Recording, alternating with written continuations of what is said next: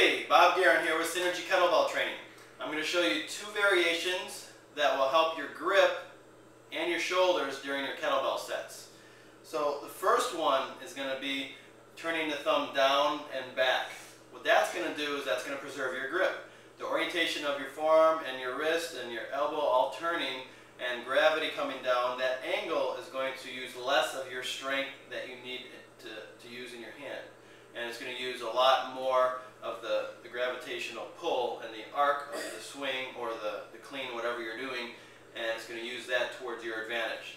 The downside on this one is that it does use your shoulder a little bit more.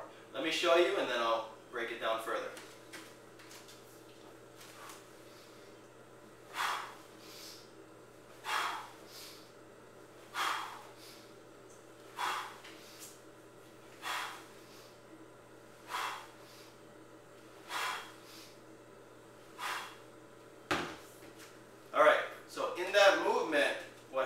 Is I'm turning my thumb down as I move down, and then it goes to my back.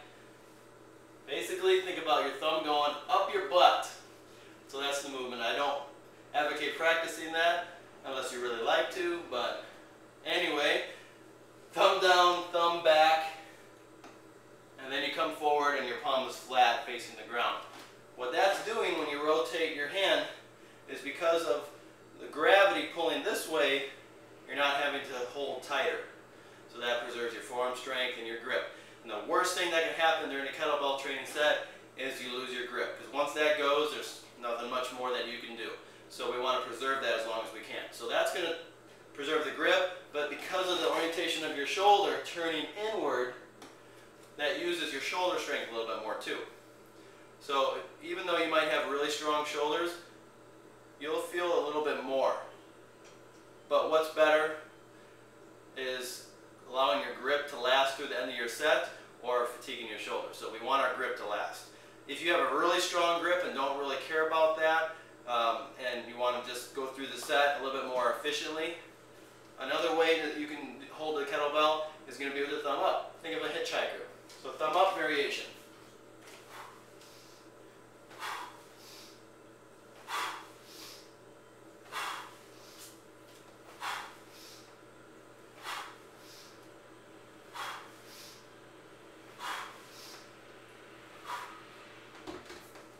So, as you go down, your thumb stays turned up, okay? And as you come up, your palm again turns flat, okay? What that's going to do, when you turn your palm flat, it's going to make sure that you're not going to hyperextend your elbow and possibly stress the joint anymore. When you turn your thumb up in this movement, and you keep it up, it's going to use less of your shoulders, but a little bit more of your grip, because you do have to hang on to it a little bit more than in the thumb down version. So where you can apply these grip changes are in longer sets or even with heavier bells. If you're trying to last 10 minutes in a kettlebell sport competition, you need to use everything you possibly can to survive in the end of it. So in the beginning your grip might be really strong and you might be using the thumb up, but near the end you can switch just so that you can maintain your grip strength, and you can do thumbs down. So any variation that you want, that you feel most comfortable with. I use myself as an example.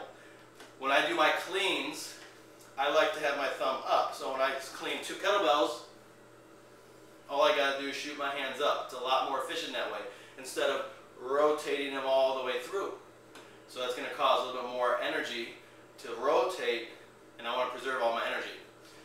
Snatches as well. So my thumb is up, so as I rotate on through, it's less of a journey than rotate a full arm length through. So either way is acceptable, either way is fine. It just depends on what kind of benefit that you want to receive and what your set is giving you. So if you want to preserve your grip, thumb down. If you want to maintain a little bit more shoulder stamina, thumb up.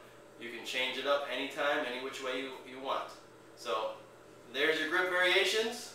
Have an awesome day, and let's keep working hard.